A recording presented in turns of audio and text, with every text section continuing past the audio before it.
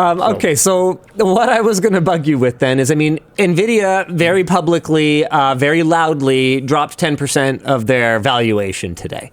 And every time, right, every time something like this happens, you get people on both sides going, no, it's real to the moon. You get people on the other side going, it was a bubble. They're talking whether it's .com bubble or whether it's Web 3.0, or they're pointing at some other hype bubble.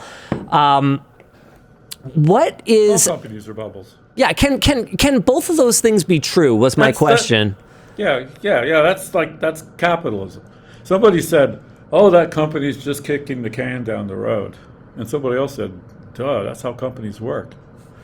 Right? So what does you get stability... investor dollars, there's no stability. Okay, there's no stability. Okay, then... Well, there's a dynamic stability in the sense that there will always be 100 top companies. But those companies change continuously. Like the myth is, the super rich will always be rich. That's mostly not true. The super big companies will always be big. That's not true. Like there's virtually no companies that are 100 years old that are still viable.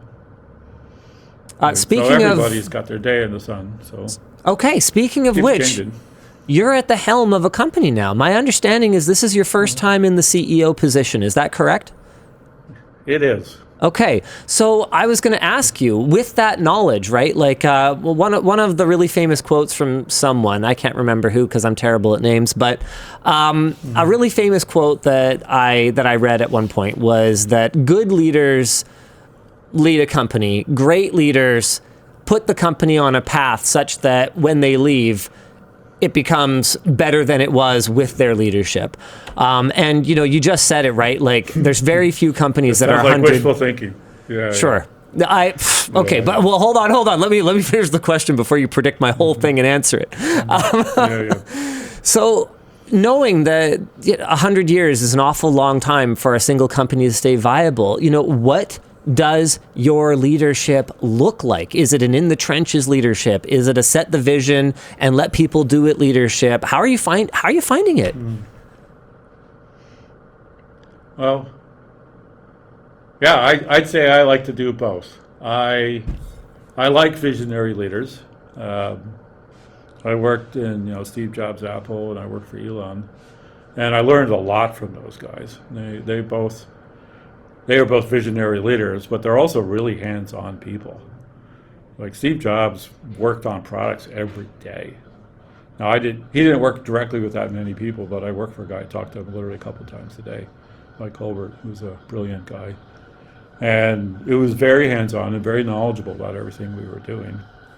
And and Elon's the same way. It's like he's a wonder in terms of how many different technologies and stuff he can say useful things and have insights about, and he likes everybody to be hands-on. So, yeah, I'm into the hands-on thing. So now, I'm a believer in what's called collective creativity, and I like people to own stuff and feel empowered to go do it. I played the "fuck around to find out" video for my whole company on an all-hands meeting. And, it's fun, and that's So I like people to get stuff done, and but also to own it, and it's okay to screw it up and fail, and as long as you learn something and try it. So it's complicated to be a leader. If you just tell people what to do, they don't do a very good job. If you just pay attention to vision, that's not enough. You have to be ready to willing to work with people and find people like good people that work for me. I have some really good technical and organizational managers, and they're pretty hands-on people. They know what they're doing, but they also know how to give people space to go do something useful. And it's a combination of things. You got to do both. Okay, well, tell me what success looks like. For Tenstorrent? Yeah. Every year we get to build better computers, and we build products our customers like, and we keep going. So here's a funny one. So when I was at Digital, we used to joke that we'd build computers till the money ran out, and then the money ran out, and we went bankrupt. So I went to A&P, and I told somebody that joke, and they said, Jesus, the money runs out here all the time. We've been bankrupt like 3 times.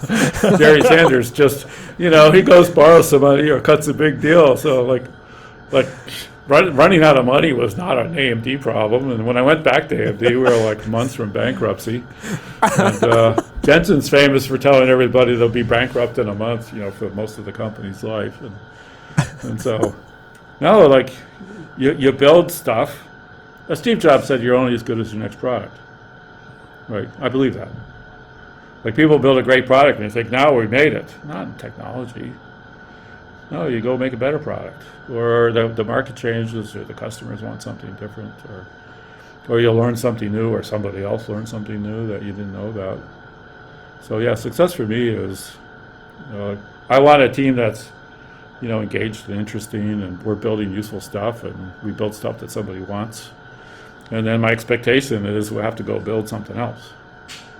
Like, keep going.